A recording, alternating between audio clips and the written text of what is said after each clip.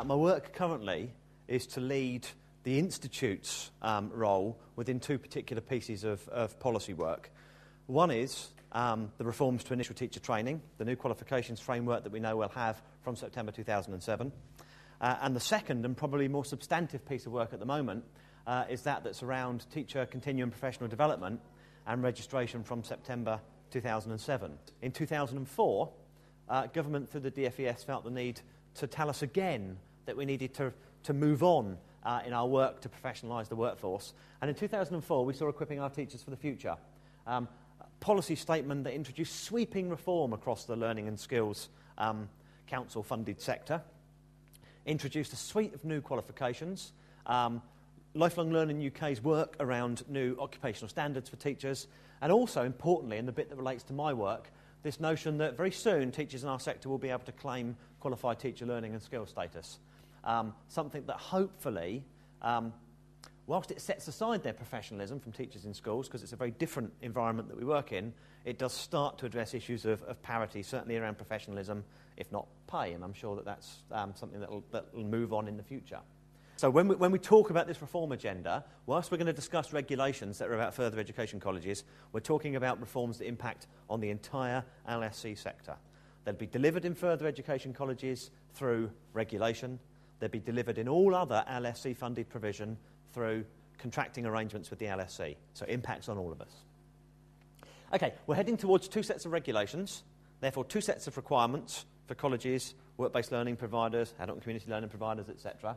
The first is the further education teachers' registration and CPD regulations, and we'll focus on that.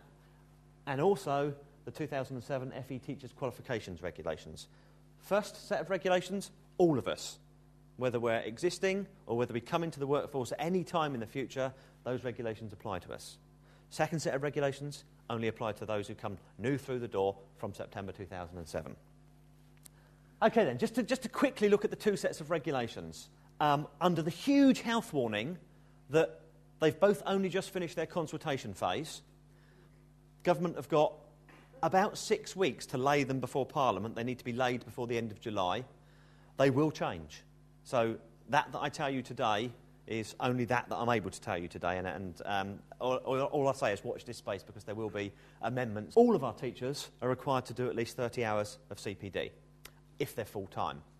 If they're not full-time, they'll do a pro-rata amount of CPD, less than 30 hours, dependent on the amount of hours they work, based on the sum total of their kind of contractual involvement in the sector. And also, for all of us to register with the Institute for Learning between September the 1st, 2007 and 31st of March 2008. And before anyone asks a question around that, there is a fee. We've benchmarked to the fee requirement in the compulsory sector. Actually, we benchmarked far too early, so we've done ourselves a disservice because they put theirs up. So if you're a school teacher, you're paying around about £33 now for your registration.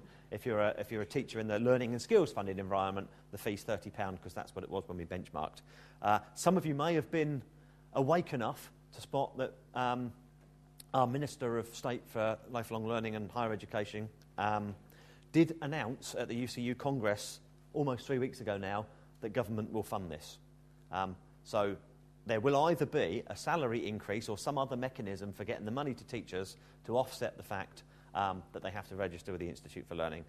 The draft regulations that relate to teachers' qualifications, all of those bullet points changed yesterday. Okay?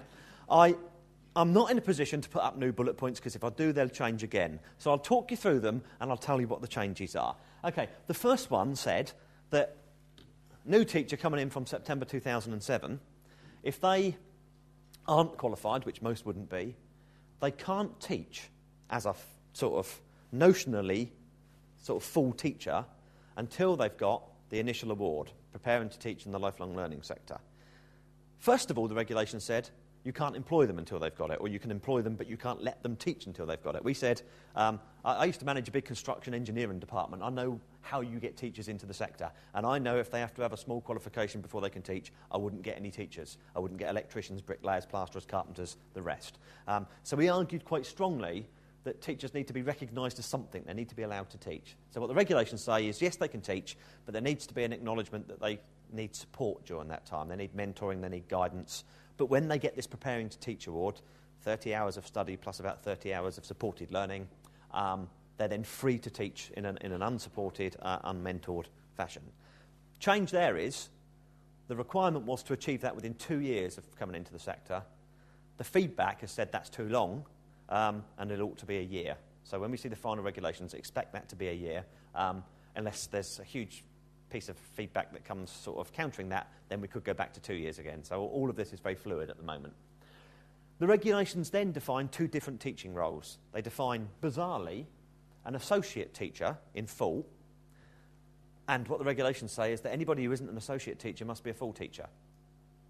Okay, yeah, we all know that's the wrong way to think about it, okay, but let's bear with it for the moment. So we've got two teaching roles, a full teaching role and an associate teaching role. If I'm a full teacher, I have to achieve a level 5 teaching qualification, the new diploma, within 5 years of appointment. If I'm an associate teacher, I have to achieve a level 4 qualification, the new certificate, within 5 years. And again, all new teachers must have their professional standing, their QTLS bit, confirmed by us. That means you achieve QTLS not just on the basis of your qualification, but you go through a process of, in schools they have their NQT year, don't they, their newly qualified teacher year. We're not going to introduce a time-driven year thing. We're going to introduce something that relates to a demonstration of sort of professional competence or capability in the workplace. So you take your teaching qualification, you're doing the job, there will be an objective assessment made in the workplace of a new teacher's capability, not linked to time, because most of our teachers train in service. They've been teaching for 2 or 3 years before they qualify. How can they have to do a year's sort of post-qualification formation? Okay, so those then two sets of regulations. One of the things that I wanted to do was to talk about our model of professionalism, what we think professional teaching is, and to talk about the way that we hope to support teachers in continually developing that. And I think this is where it starts to make huge connections to the E agenda. I think it's going to be very difficult to be a teacher of the future if you can't engage in your own professional development in an E-supported way. And I think that it will be very difficult in the future if teachers aren't able to do that. In terms of a model of professionalism, this changes slightly from presentation to presentation, but it's getting pretty close to the final version now.